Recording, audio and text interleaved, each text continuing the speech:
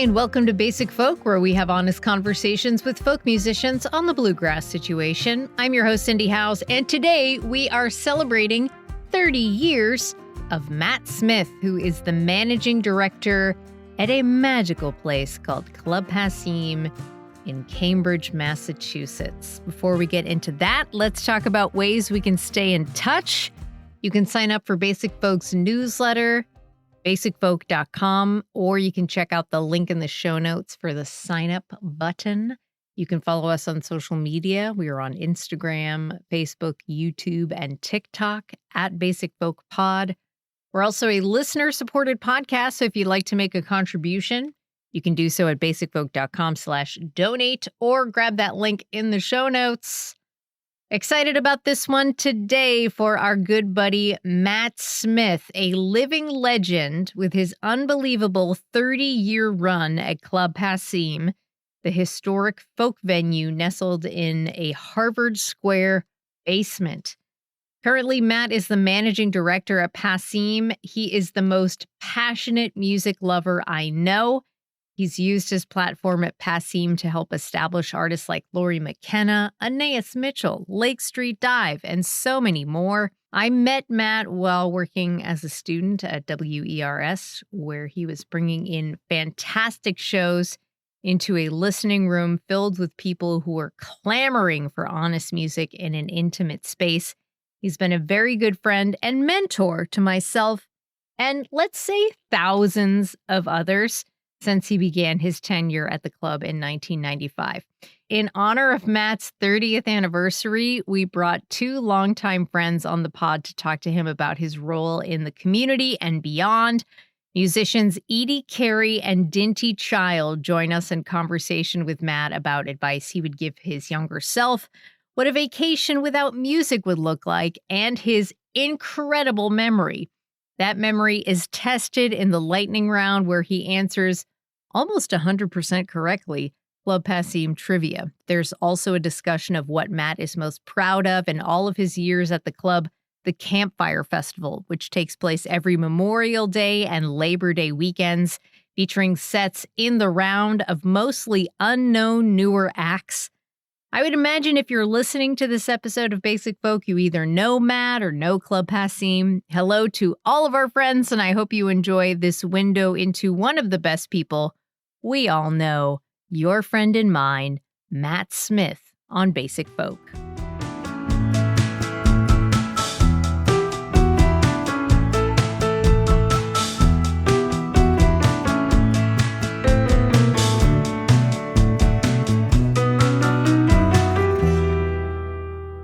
I'm so thrilled to welcome Dinty Child and Edie Carey on Basic Folk today, who are here to interview Matt Smith. Woo! Hey, everybody. Thanks for being here. Hello. So happy to be here. This is your warm-up question. Edie and Dinty, how did you each meet Matt, and when did he first make an impression on you, like showed you his funny, bizarre personality, or did something professionally for you that was above and beyond? Like, basically, when did he first make your jaw drop? Dinty, do you want to go first? Yeah, let me give it a shot. I'm not totally sure, but I think when I sort of played Passim, the first time I remember playing Passim in this sort of modern era, I used to hang out some in high school, was Lori Geltman did a big Cast of Thousands show that I was a part of. And it was like one of those, I think it was like one of the first sort of Cast of Thousands shows we did there, which has become a regular thing. What is a Cast of Thousands show? Well, in other words, she had lots of guest artists, Trina Hamlin, Jimmy Ryan, Jim Finney. There was like about 20 different musicians. She made a live record. Yeah. And I don't even remember what year that was, but I have a feeling that was when. But then what I really remember is I did a campfire round there with Chandler Travis. And Chandler has a song called Nose for Danger, which is a very it's a very apt spoof of an inept folk singer. And Matt Smith was practically spewing liquids out of his face during that song because I think it hit sure really it was. close to home. And so then I was like, okay, this is a guy I can get behind. And then he's like been a champion and gotten me to do all kinds of stuff that I didn't know I was going to do. So that's great. Oh, I love that. I like Dinty. I feel like it was so long ago that I first met Matt, but I believe I was living in New York City when I started playing, even though I was from Dedham, Mass. I think I was home visiting my dad, and I think I got the guts to go to an open mic at Passim, and I was freaking terrified.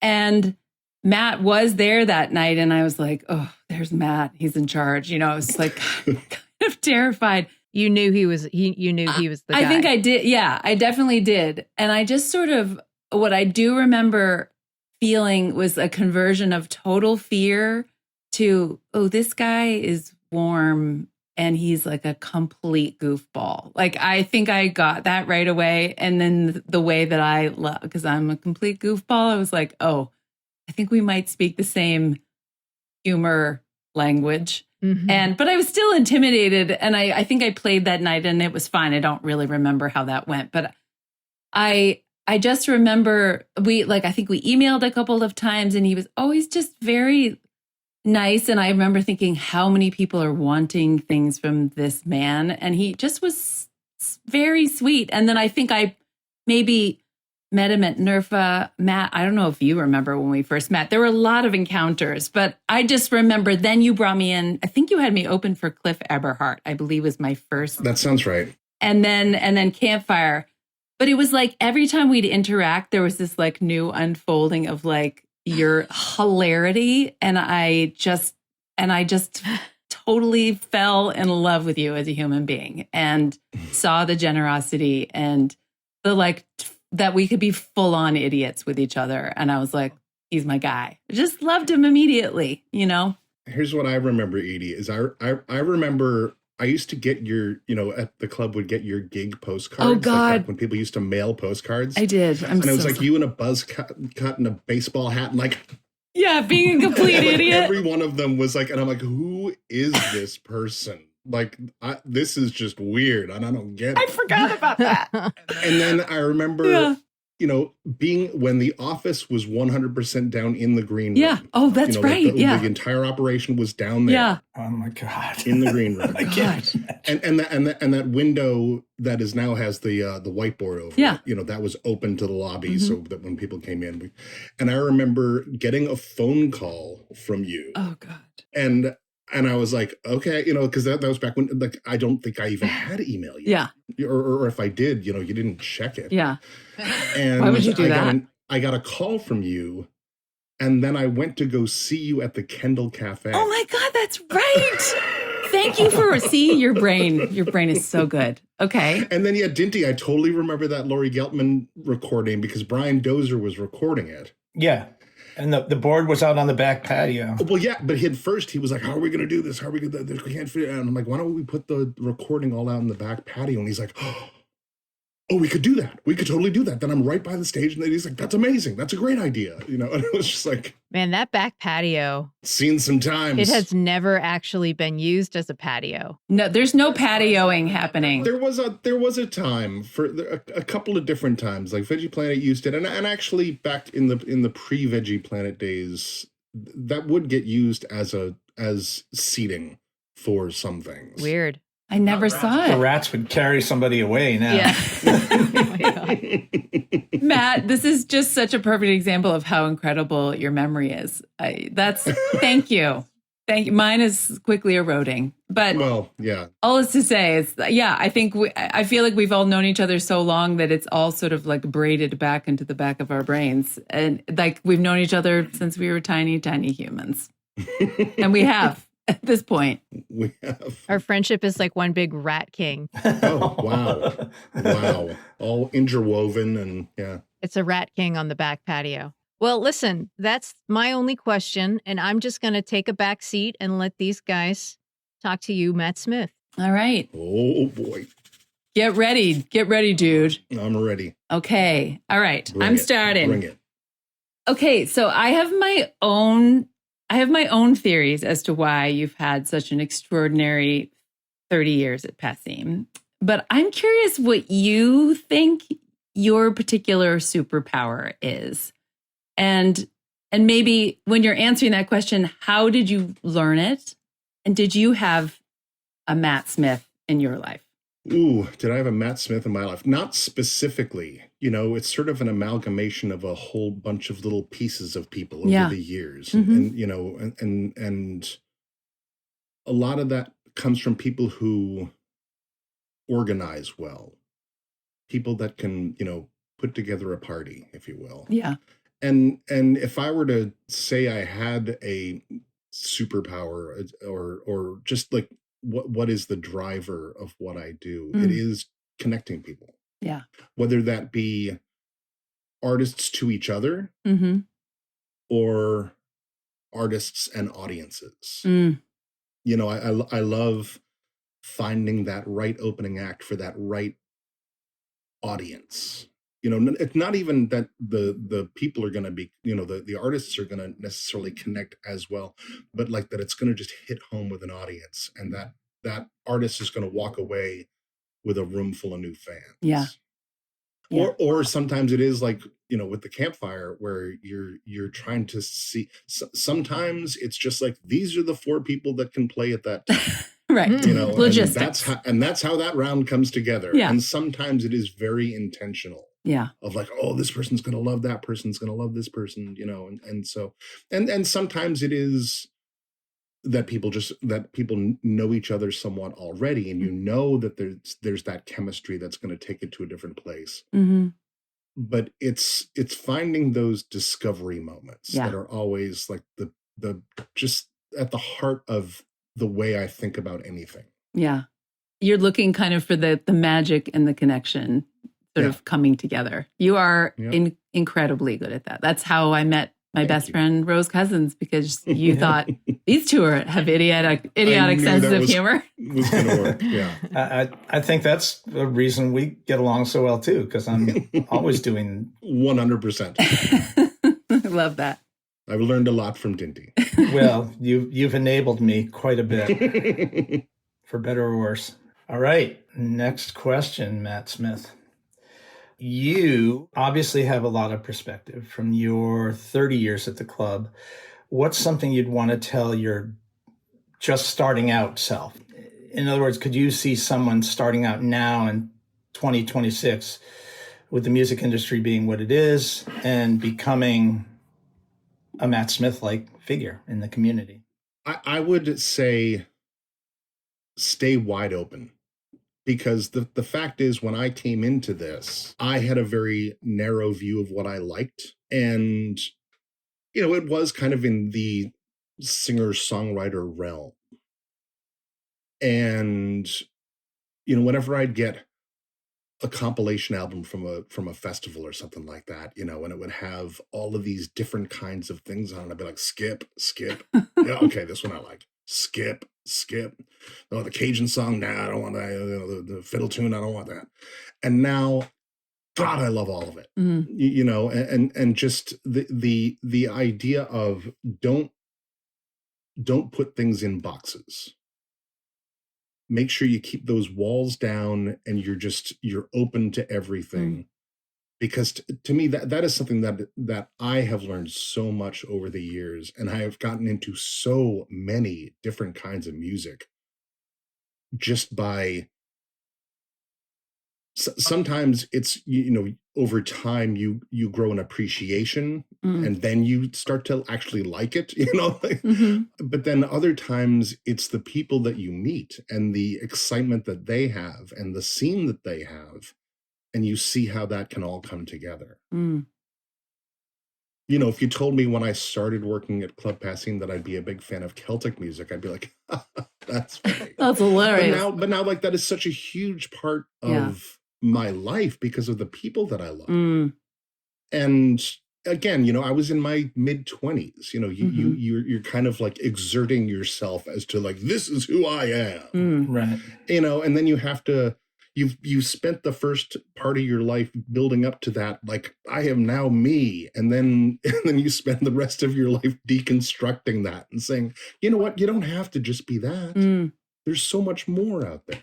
I before we did this interview, I listened to your interview that you did with Cindy in 2019, and you talking about, like your first concert was Sha-Na-Na at Great Woods, I think, right?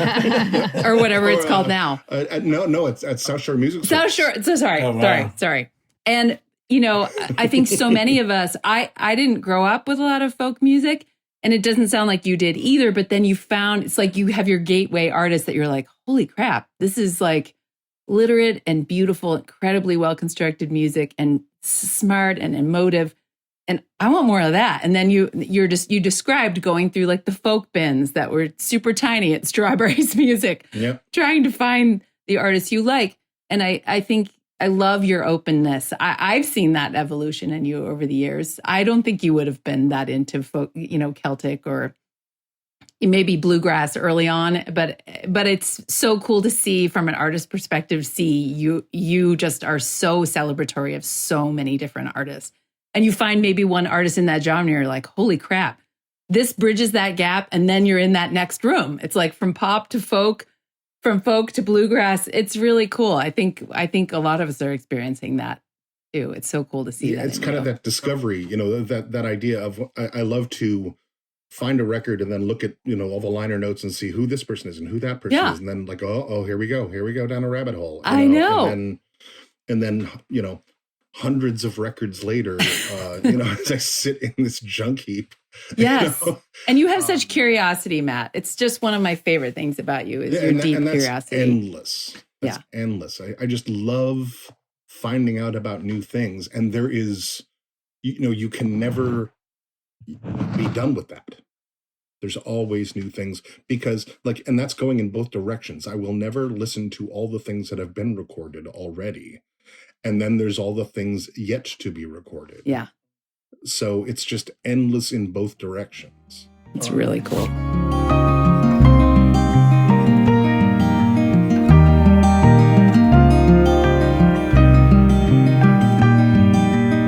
All right. Well, okay. Now we've already proven that your memory is far superior to mine, but I seem to recall, and I hope I'm right, that there were occasionally in the rounds at Campfire, and maybe there still are, where the Passim staff would sometimes do rounds. I feel like there was a manager's round. My former manager, Matt Asbell, I feel like maybe didn't in the round with you. Like half the people were named Matt on stage. And I'm just curious, when you first kind of started to weave yourself into the Passim scene or the Club 47 scene, what were your dreams? Was it to just enjoy music, or did you also maybe want to be a songwriter? And were you ever writing songs back then? Not back then, but before then. Before you were. Before, like when I was in college and just after college, I played guitar somewhat.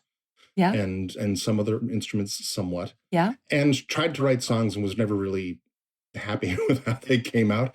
But then when I started working at Passim, or even when I started just volunteering, I felt like I had something else to offer to the community, that I could be a part of this from another direction and support people in a way that they weren't necessarily able to support themselves.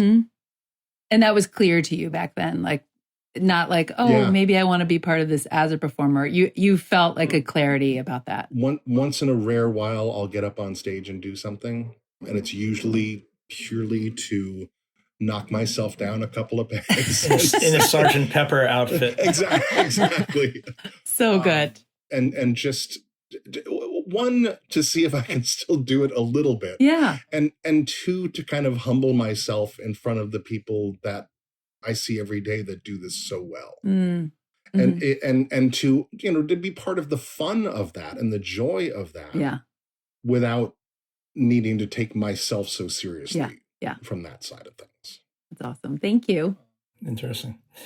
Okay, Matt. So you are plainly a music obsessive, as is evidenced by your apartment. Describe the apartment quickly. The apartment behind Matt is a wall of LPs, a bin of CDs, which may be from the club or something. In the room behind him is another wall of LPs. There's a lot going on. Not there. a streaming service in sight, by the way. Nope. I got rid of Spotify. I got rid of it. Yeah. And I know for a fact that many of your nights off, you might just be watching a show at the club. You might be out at another club in town seeing somebody. And I think in all the time I've known you, I've never known you to really take a vacation. You do a weekend away here or there.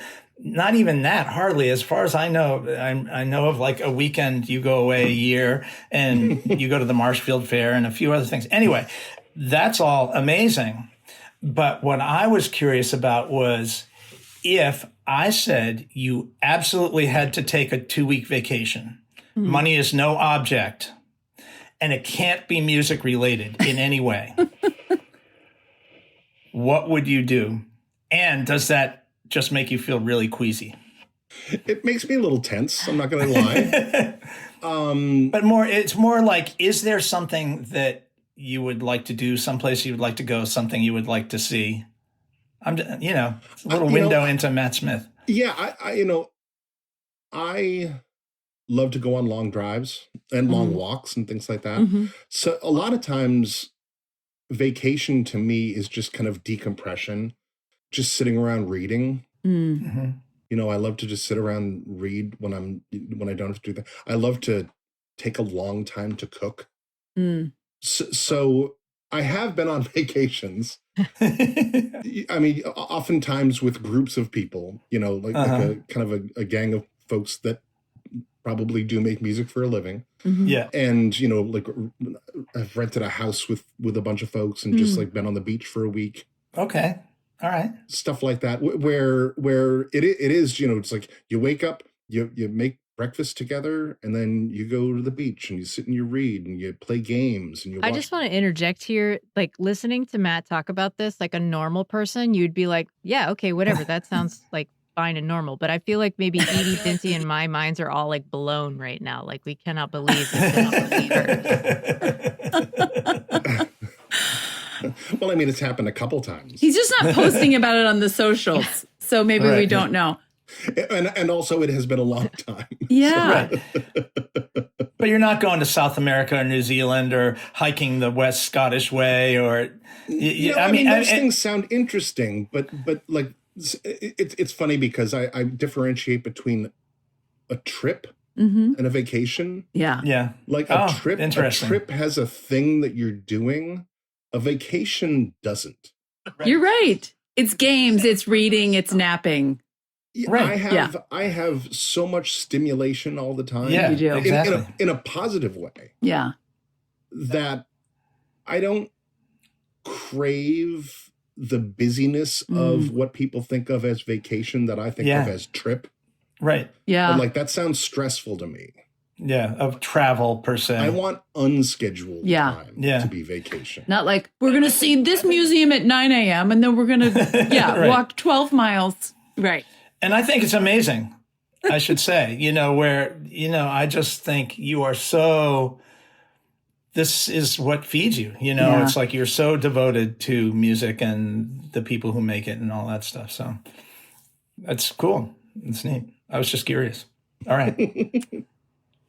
Okay, so you have always had this sort of magic way of making everybody who walks into the club, like whether it's an artist or a patron, just feel supremely welcomed. You're just warm and kind and welcoming, and you just set people at ease with your humor, and it's just an incredible skill. And I think it feeds right into what you were saying about finding that connection and that magic. You're so good at that, even in the most like mundane circumstances. And you have an unbelievably encyclopedic memory for all these stories and details in our histories. It's really quite remarkable. And when I think about, I come to play at the club once a year, and I think of like, I'm one of 300 plus artists who are doing that every year. and all the things that you remember about all of us and our shared histories together. It's incredible. And I'm just curious, do you feel like since you were a little tiny Matt Smith, do you feel like you always had that capacity for kind of connection and memory and shared experiences? Or do you feel like that's a muscle that you've kind of grown since working there? As it just, I feel like that's something that's grown, in that when I came to the club, I really found, my people, if you will. Yeah. And found a community that I never really had. I was kind of a weird kid that felt lost in all realms. Like I never felt like I plugged into anything as a kid, like into a group or a scene. Yeah. And, I had ties with all of the groups, in a way that probably a lot of people don't. I was friendly with everyone, but close to no one. Yeah. And then somehow this world snapped into place and made so much sense to me, like I had never truly experienced before. I love that. That makes perfect sense. I certainly, that's been true for me in the folk scene too. And I think so many people find that to be their experience. I love hearing that from you. Great. Yeah, that's so cool. All right, Matt Smith, if you were a tree, what kind would you be? No, I'm not going to make you answer that. But I do. I am curious. I do want a fallen one. A fallen tree. Ooh, ba-boom. I do want to know that. I'm curious if you hadn't been doing this for the last 30 years, could you see yourself have doing something else? Could you see yourself no, that's wrong tenses, but what else do you think you might have done? I truly don't know. I'm not a great planner of life. I just kind of ride that wave of whatever's going on. I never went to school with a direction of a career path. What did you study? I have an English degree. I never knew that. Like so many of us. I didn't know that either. I love it. Abby does too. We're just like, oh, yep. It's the degree of the people where, when you're a junior and they say you need to have a major to graduate, and I'm like, well, what have I taken the most class? Which subject am I closest to a degree in? Yep. And so I have an English degree. And then when I got out of school, I was like, I don't know what to do. Like, I had no idea what I wanted to do. And was not particularly drawn to anything specifically, but I was going to concerts all the time, and I love live music and recorded music, obviously, but I didn't start working at the club, with this idea that I was going to go into the music industry or anything like that, and I still don't think that I'm in the music industry. Thank God for that. Yeah. Well, it's funny because for the class I teach, I differentiate between the music business and the music industry. Like the music industry is about making money, as any industry is, and the music business is about making music. That's where I live. I love that. That's good. I do too. Yeah. So it makes sense. It's like you found your thing. Right, Yeah. you found the place that fits you. In the famous words of Abby Leonhard, it's who as an 11-year-old said, "Just keep doing what you like to do, and then eventually people think that that's what you do." and it's completely true. I find it's true for me, and it's true for you, and can never not do this. So that's great. Yeah, it's not really a choice. It does kind of wrap itself around you and choose. It's not really a choice. Yeah. It's not a choice.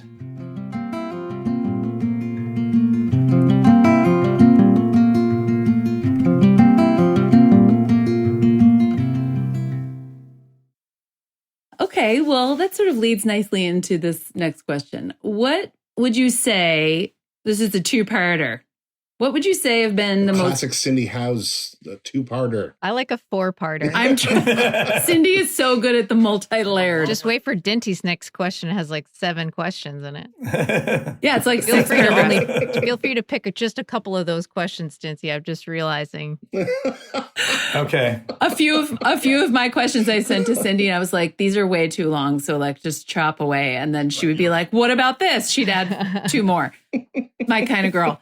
So what would you say have been your most sort of challenging aspects of this job? And what are the parts that still make you feel like the most joyful and excited?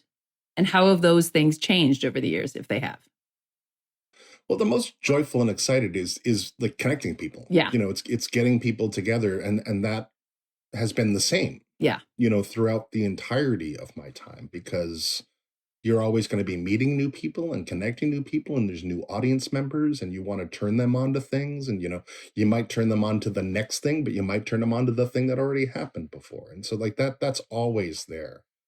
Sometimes, things can get frustrating at times for any number of reasons organizationally. Mm-hmm.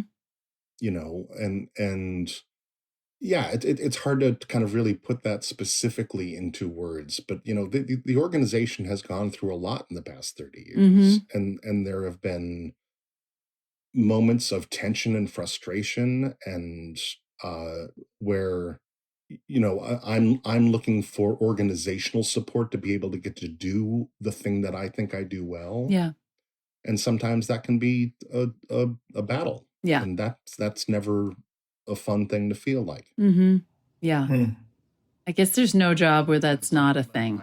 Yeah, because I love doing this, and I want to keep doing it. Yeah. I was also thinking about COVID. You and Abby kind of like at that time too, just trying to keep everything afloat during that time. You guys were unbelievable, and all the concerts you put on. Well, to me, that was, Cindy was a major part of that too. And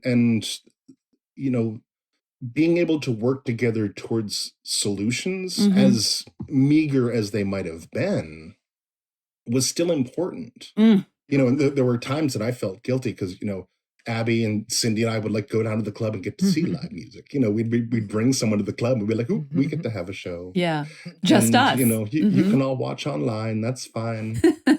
But like COVID was strange in that way, but also ended a lot of things. That a lot has changed since then. In a million ways, and it's kind of navigating a new world now. Yeah.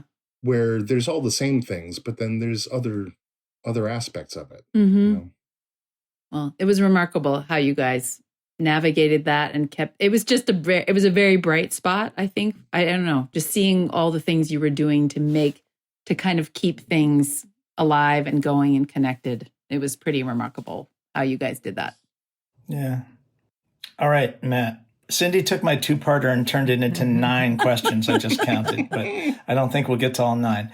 But I wanted this to be like spur of the moment, this next question. So I'm going to give you 6 seconds. If I could do my timer, I'm going to give you 6 seconds to name the 3 most memorable shows. Go. My 50th birthday, Hadestown, and beyond that, it's just like a whole shit ton of stuff. Like there's, whether it be the Sub Rosa shows or the old Live from New York shows or any number of campfire things that have happened. There's so many, but like those 2 are right up there. It's pretty good. You could mention, they come up with at least 2. Yeah. And I was there. And Dinty was there. Yeah. For both. And I was there for both. That's why he asked. So good. He's just like, I know what this is going to be. I'm jealous. It's like shooting fish in a barrel. I suspected, but I was more curious what the third one was going to be. But what you're saying is I can't pick a favorite child. It's I can pick 2 favorite child. Sure. And then after that, who cares? It's a wash. So all right. So then I'll follow up with some of Cindy's questions here. So how have you been able to develop a sense of what will make a show good? What does make a show good? particularly memorable, I guess, to you? And how have you developed that sense? Or is it it's not even, you just put the pieces in place? Good and memorable are different things. Like they're not necessarily the same at any given time. It might be memorable. And I'm not saying like good versus bad. A lot of times it's seeing things be elevated. It's collaboration and the spark that artists get from each other. Mm-hmm. I mean, I've seen solo artists get up on stage and put on a 2-hour show that is transcendent. Mm-hmm. Mm-hmm. But then when you take a bunch of people and get them together where they're inspiring each other. I mean, that's why it's funny at Campfire these days, so many folks just want their own set because they don't understand that when they're in the round, they actually can inspire and elevate each other. And also it's the audience gets to watch the high wire act of seeing how this is going to come together. Mm-hmm. And a lot of times an audience will leave during the solo set. Like the audience tends to thin out during the solo sets and then get bigger during the rounds. Mm-hmm. And it's weird to me when artists have that, like, no, I want to be the center of attention, and that's how I'm going to hold them. I'm going to build my set, and here's where we're going to go, and I'm going to take them on this journey. And sometimes it's the spontaneity that people are looking for. Like not the planned specific things. So I think that is one of the main things is spontaneity, living in the moment. That's what's going to make something memorable and good. It is, if someone's doing the same thing scripted, I'm going to do all these shows and I'm going to say the same banter and tell the same stories. And some people can do that very, very well and make it seem like it is in the moment. Mm-hmm. But when it is in the moment, you really sense that. You get that feeling that, people are reacting directly to each other, and the artist is reacting to the audience as well. Or in the round when they're maybe had a song in mind to play, and then they have to change it. They're like, nope. Hell no. Yep. I've got the perfect song to go after that. Oh, absolutely. Nothing beats Deb Talon in the round with Langhorne Slim. Oh, God. She was like, she was terrified. I wish I had seen that. Oh my God, that's hilarious. Yeah. I think Meg Hutchinson was in that round too. Oh my God. that track. See the memory. Yeah. Oh, amazing. Yeah. Plainly, I had a show the other night that was all of that. And so it's something that. And it was so joyous. Cindy and Edie, do you know about that I did this show last Saturday? Yeah. He had had a cancellation, as often happens. Matt will call me or me and Zach and a few people and, hey, do you want to do something? And I had a sing-along where I projected the words to my songs up, and I had a band. Oh, I had gosh. drums, bass, and ripping guitar. Yeah. And I projected the words, so it were my songs. Yeah. But it was like, I don't want this to be a show. We're just singing together. And I had no idea if it was going to work. And the audience didn't know what they were in for, but from the jump, it worked. Oh. Yeah. And it totally worked. I want to make this. That sounds so fun. Yeah. Well, because at Passim, it's so intimate. You can't really sing along without annoying the people next to you if you're in the audience. But like to just have full permission to just go for it. Full permission. Every lyric. Oh. Yeah. And to have all the lyrics. So it's not like, meh, meh, meh. Yeah. You know what you're singing. It's like folk karaoke. I love it. Exactly. That's so good. Kind of like Edie karaoke. Edie karaoke, which is a whole other thing. Dinty, I'm going to copy you. I want to do that. You should. Fun. That show writes itself. That title right there. I've been sitting on that for 22 years. She coined that. It's been a long time. This is where it came to be. I love it. Doing that late night at the club. Matt, we're changing the format for November 14th. It's going to be great. Can't wait.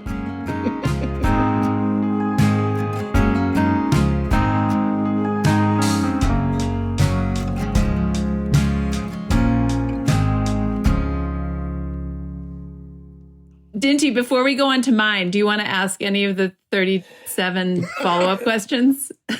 Let's see. I want to know about the golden years. I'll just put my... Me too. Go Me ahead. too. Cindy can... Yeah, so I wondered, Matt, like what you consider your heyday at Club Passim or your golden years. You're saying that I'm sunsetting now? Is that? I mean, aside from now, like when you're like, I wish I could go back to this particular time. Mm. I don't think like that. I mean, like there are so many moments. You know, I've witnessed many generations come through the club in ways where someone who might have played the club 20 years ago and has gone on to bigger things might come back and look at our schedule and go, who the fuck are these people? I don't know anyone on this schedule right now. And there are times that I think people know each other. And I realize they don't. They just both know me. You know, it's like, well, I knew you like 10 years ago and you were like 6 years after that. And yeah. So there's always the excitement of new things, you know, and I've gotten to grow up with people like, you know, like Edie or Chris Delmhorst or like all these people that kind of got started around the same Edie, this time. is kind of like what you were about to ask, Matt. Yeah. Oh yeah. Do you want me to? Sorry, I didn't want to cut off Matt though. But well, so there's no like golden years, like the heyday of like, oh well, you know, well it'll never be like that because it's always different. Yeah, it's always different, but then at the same time, there's always going to be new artists and new ways of interacting with each other and new great ideas of things. You know, like I don't want to be that person that says like, oh boy, it's never going to be like it was in the late 90s. Yeah. But that's your openness and your curiosity coming back into play, where you're kind of not nostalgic. You all the richness is there, and it's all leading into further new richness. It seems like you're very open to all of that. Yeah. Very cool. Well, this is sort of, as Cindy said, this is kind of along those lines. Out in Colorado, like our school year is about to wrap up, even though it's very early May. So I'm sort of in the end of the year craziness with my kids. And there's always this like, oh, the teachers just get the kids for the 1 year. And then it's, even if they're just in the next classroom, it's like they had this very close relationship and then they move on. And I think about how they have to kind of let go of their students. It's not like you've been particular, like our songwriting teacher, but you really have been a mentor for so many of us. Like, and we feel this kind of care and love coming from you. I know that I feel that from you. As we might see you once or twice a year when we come to play, you know, I just wonder what it's like for you to be this sort of heart and fixture at the club and see these artists grow and evolve over time. Like, do you really, like, how do you feel about that experience of watching people, like maybe they come to Campfire and then you give them an opener, or then they do a co-bill, like the way they get to grow and then out in the world? Do you feel sort of like a teachery 100%. Like, you do? Like that is the easiest equivalent that I can give to this. I feel like the teacher that stays at the school. Yeah.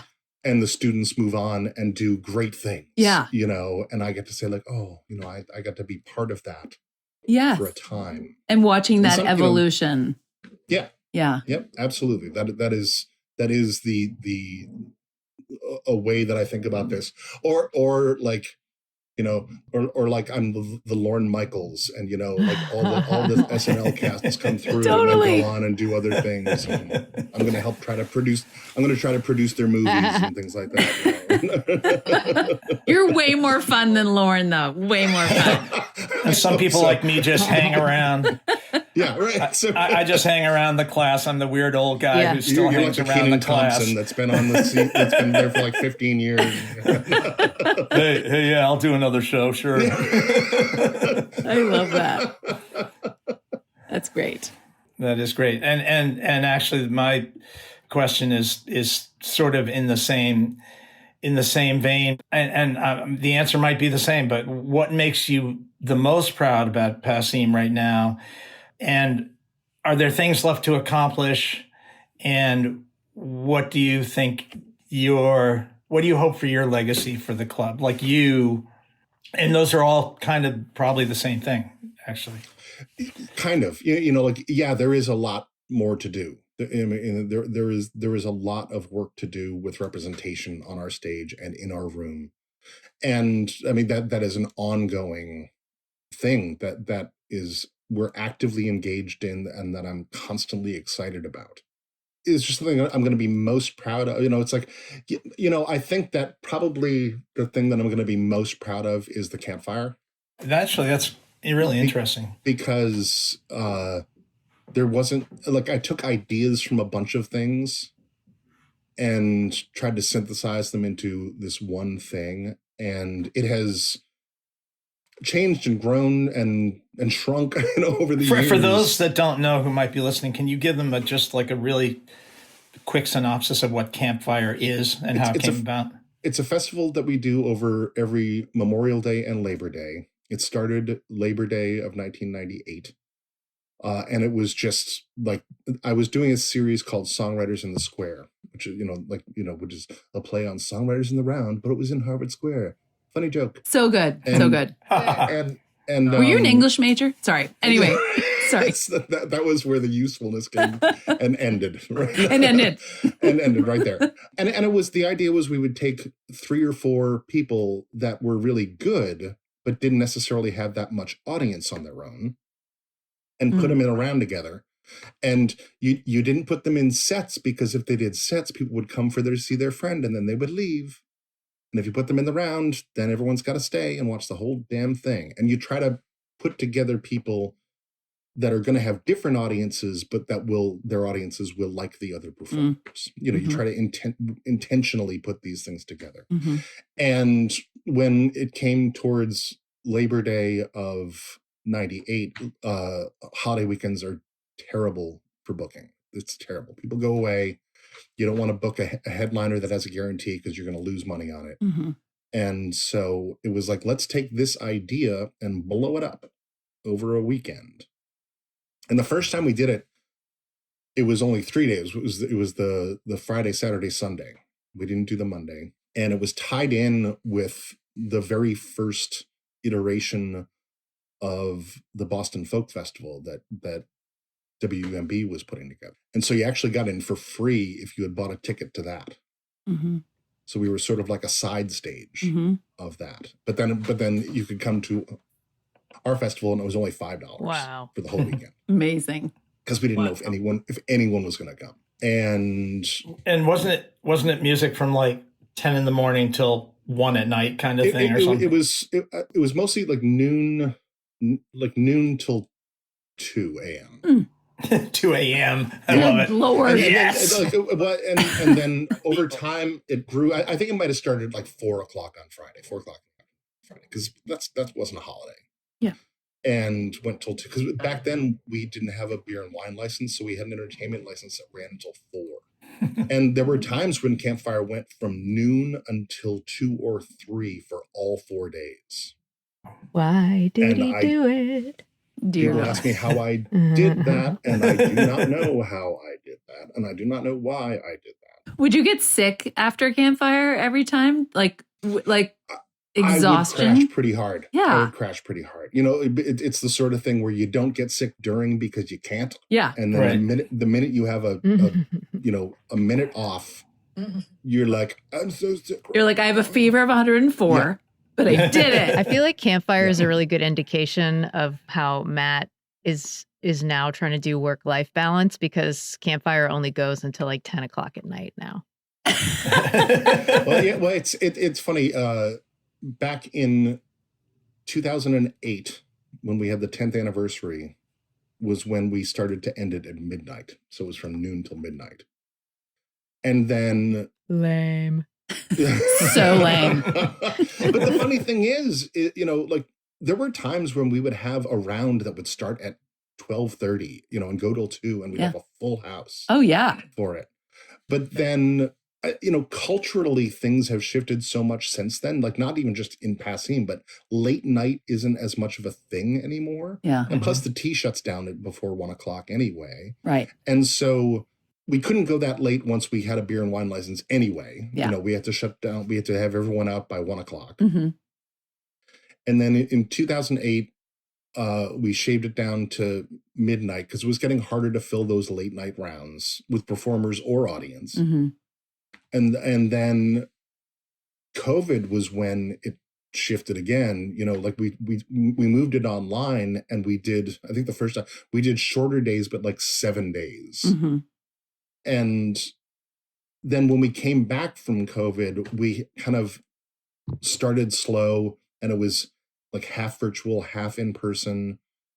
And then, got so that we were doing from like 4 to 11, but then we started getting more and more artists and more audience. And so now we're back to from 2 to 11, which feels good. We start at 6 o'clock on Friday and go to 11, and then from 2 to 11, Saturday, Sunday, and Monday. But also what I think is another thing that's really important about it and why it's so tied to your legacy is that you really concentrate on up and coming or novice people who you think have something to offer, but don't. It's sort of like the farm system for playing the club and stuff. And it tells you about how somebody is on stage, and it tells you about how an audience is going to react to them. And it's become a starting point for so many people I can think of, It is most people's first entry point to the club unless they played an open mic already. And it is that farm system. It is that, like, let's see how you do in front of an audience. And most of the time, more than half of the people that play Campfire have never played the club before. I would imagine too, and I know for me, and I'm sure this is true for so many artists, so many of the friends that I made at Campfire are still, live from New York. All of my New York friends, we all came together to do it. So we already knew each other, but you just are there for the hang. So you'd be there for the weekend, and it was so fun. That. Yeah, we always want to encourage people to like hang out, because that's how those bonds find themselves. And I know plenty of folks that have done a round and end up really connecting with another artist, and they end up kind of like doing tour swaps where, like I have an audience in Philly and you have an audience and so let's do some things. Yes. I think that's key at any festival, but I feel like specifically Campfire, maybe because when you're doing it, you're younger, you don't necessarily have kids yet. Like you have so much more space and latitude where you're not dipping in, playing your set and leaving. You're there to really connect with the audiences and connect with each other. And I think that was a really important ingredient of Campfire. Yeah, that's always like the connection, the bringing folks together and finding each other has always been such a huge part of it. Yeah. I met so many people. It's amazing. Oh, totally. I think we all have. Well, and that's the thing, not just in terms of touring artists, but just the local scene, is like deepening that and not just, it's across generations and across genres. Yeah. Totally. Feels like maybe, all right, Matt, I have your post Passim life. You go around the country and you consult with venues on how to make a music town. But you can create opportunity, all you can do is create opportunity. It's not necessarily going to happen, but like creating opportunity is the best thing you can do. But it's also finding the right people to be on the ground doing that. For sure. Because it's not everyone's thing. No, but it's about that person or that small group of people who believe in music so much and will present it or will encourage it. It could be in Bloomington, Indiana. It could be anywhere. So I think, yes, Cambridge has a well of constantly rotating people who are interested in things and maybe have the money to go do stuff. It might be different than trying to do it in the middle of Kansas somewhere or something. I don't know, but it's the dedication of that person, of which you are, to make things happen and keep working at making things happen. That then it can be a self-fulfilling scene, because then people come and they go, this is amazing. This means something to me. I'm going to keep coming. I'm going to tell my friends to come to this. Because as humans, we're designed to be in a room with people making music. And that's what you encourage. And I also think we have a very unique thing in this area with the, radio support and the venue support. And, like there's a whole infrastructure here that a lot of places don't have. Right. There are a bunch of small venues that are programming roughly in the same realm, but aren't competition to each other. Yeah. Right. It's just different kinds of opportunities all over. Yeah. Yeah. And Passim acts as kind of a home and a landing spot for people. Not only, an artist, you guys have such a rich scene there. I would die to have something like that here in Colorado Springs. But you all are showing up for each other. You're playing your own shows, but you're going to see your friends when they come to town. And it's like that sort of landing spot. It's like this sort of folk village square where everyone sort of defaults to, which is a really important thing to have that kind of default landing spot that feels very homey. And you can come into it at any point. It's like there are people that, they get nervous and like, oh, I'm going to, play a Passim for the first time. And I get the weight of that. Yeah. But also there, Diane Ziegler is someone who, was riding high in the mid 90s and kind of just got out of it for a long time and now is coming back and doing things and, and it's coming back and playing Campfire and, and breaking news. I just booked 3 nights of Girly Man. Yes. Wow. Holy and Edie, no way. The last time they played, you opened for them, Edie. I know. And it's just like they're back at it. Oh, And, I opened for their whole final tour. That was when things were not feeling great with them. So, and it's so cool to see that they're coming back. It makes me so happy. Yeah. And they're doing it because they're happy about it now. That's so awesome. So this has been a lot of fun, and I want to wrap up with the lightning round. Yeah. It's a very special Matt Smith lightning round, and it's called Club Passim Trivia, specifically for Matt Smith. Wow. Take it away. It looks like I'm up first. You gave me my first, after decades as a band guy, you gave me my first ever solo opener slot. Do you remember who it was for? Steve Poltz? Correct. Ding, ding, ding, ding, ding, ding, ding, ding, ding, ding. It's amazing. Amazing. I had a moment of where I was like, I don't know if he's going to know this one. And I was so wrong. Right there. Amazing. Wow. Okay. All right. Are you ready for this one? Oh, God. Now I'm nervous. Okay. Now I've set the bar really high. I believe in you. Do you remember, and can you sing a line or two from the super catchy chorus of our old friend Christopher Smith's autobiographical song about him being hangry? No. Do you remember Low Blood Sugar Chris? Oh, yes.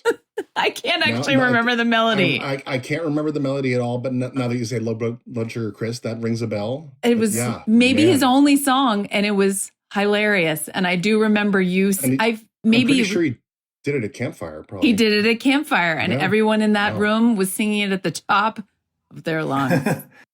All right, Dinty, you're next. All right. What is the largest number of performers that have ever been on the Passim stage at the same time? And what show was it? I'm going to say 18, and it was my 50th birthday. God damn it. You're amazing. How the hell? How the hell? That was a memorable night. It was a memorable night, and it was amazing. There were 2 harp players. 2 harp players, yeah. Like not this kind of harp, this kind of harp. That's phenomenal. Okay. I'm not surprised that you knew it was your birthday, but I'm surprised you knew the exact number was 18. Yes, I know. And should I be surprised? Probably not. Dinty, you've got the next one. Oh, I've got the next one too. What? Actually, I have. This is a two-parter trivia. But what performer do you think has played the club more than anybody else? And I have a suspicion that it's different answer of what headliner has played the club more than anybody else. Oh gosh, yeah. I mean, like, and you're just talking in my time or in history? I'm talking about modern era, your time. Let's say 30 years. Oh, like. Zach is certainly up there. Zachariah Hickman is certainly up there. But I mean, like, even Ellis Paul, I mean, as a headliner, probably has been up there more than most. But there's a lot of people who spend a lot of time on that stage. But Zach usually will win in my mind because he's got part of so many different things. Ding, ding, ding. That was Ding, my ding, ding, ding. that was my answer. Yeah. That's what I thought. And it makes sense that maybe Ellis is because he's been so consistent for so many years. Yeah. Yeah. And he does like several nights in a row, right? Around the New Year's stuff. Yeah. Although exactly. Peter Mulvey, there's Lamplighter. Yeah, he'll do like 5 to 8 days of Lamplighter every year. Yeah. Can you do the math and then we'll follow up? Yeah. If you could just send us a spreadsheet, that would be great. Just I bet Zach has a spreadsheet. He probably does. AI would probably find it for you. let's not waste any AI on it. Matt is our original AI. Okay, Matt, I'm going to swap I'm going to put the question at the end. So I have sometimes played in this group called Live from New York with Teddy Goldstein. Actually, I'm not going to say their names. With 3 of my very best friends in the world, and I was already friends with them in New York, but you at a NERFA conference years ago put us together and an in the round at a showcase. And we called it Live from New York. In fact, I think you called it Live from New York. And then we kind of became a band and we made a record. Currently, we're in the iteration of the 4 of us. But can you name all original members of Live from New York? Edie Carey, Teddy Goldstein, Ann Heaton, Andrew Kerr, Sam Shaber, Ina May Wolf, Frank Morata Jr. Wow. Very good. And the first time we did a show at the club, it was Live from New York. It's Wednesday night. Well, because we probably couldn't do a weekend. Yeah, there was. Oh my God, you're amazing. And I wanted to. So Ina May just came up the other day because Kenny White was at the club on Friday. Yeah. And he said the first time he played the club, he thought it was like 1975, and he did it with Ina May Wolf. Wow. Oh my Like, God. they must have been so young. That is crazy. Toddlers. I didn't think that we were, well, I don't know. I didn't think we were that different in age. That's crazy. Ina May Wolf. She's still out there playing lit in New York. I see her name around when I'm playing there. I love bringing up Live from New York because it's just a tiny example of all the ways that you connect so many artists and that you have like wittingly or unwittingly spawned so many incredible friendships. And that feels like that's the heart of what you do is like deep. Tour. I went on tour with Live from New York. I know. It was the most fun. On a tour. We all had abs of steel from laughing hysterically the entire time. It was the best. We love you, Matt. This is so fun. Love you right back. One thing that Matt and I got to do one time, I was at his house and I had my computer and I opened up the Folk Alley Music Master library and I was like, Matt, I bet you know 100% of all of these musicians because I still like only know like 30% of the Folk Alley library names. I'll like open it up and I'm like, who the hell is this? And you are like, I feel like you like disassociated because you're like, oh my God, I haven't heard this name since 1994. and then I was like, and they used a co-bill with right, this person. yeah. And they were wearing a red shirt. Like you couldn't remember The third it. song that they did was... And their cat was sick that night. They were really distraught. Right. The moon was full gibbous. There was one in the third row that had a pizza, you know. And it was so rainy. Man, I mean, we are not even really exaggerating. it's not, yeah. Okay? Not Yeah. much, no. But it's like Abby often says, she's like, I don't understand the things that you have in your So many great things. Gosh. Well, thank you so much, everybody, for taking the time. This was like so, it just felt like, you know, it feels like what Passim feels like. It feels like home, hearing you guys talk to each other. And congratulations on 3 decades, Matt.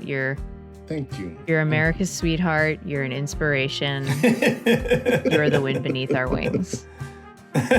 All the wind. We love you so much, Matt. Congratulations. I'm breaking the wind beneath Oh my your God. wings. Yes, even better. There it is. There we go. Well, I love you all dearly. You're all such an important part of my life, and to be able to be part of what you all do is a thrill to me. It's a huge part. Thank you, Huge part. This episode of Basic Folk was produced by Anthony Cabrera. Dietrich Strauss composes our music. Basic Folk is on the Bluegrass Situation. You can find all of our episodes there. You can check us out on folkalley.com or Folk Alley's mobile app. You can search for Basic Folk on the SiriusXM app, or you can go to basicfolk.com. You can also listen wherever you get your shows. If you enjoyed this episode, we suggest sharing it with a friend. Perhaps that friend who is very passionate about where they volunteer, and you're thinking that maybe perhaps they would like to take that volunteerism to the next level and need some inspo. Send them this episode. Okay, thanks for listening all the way to the end. We'll talk to you next time. Bye.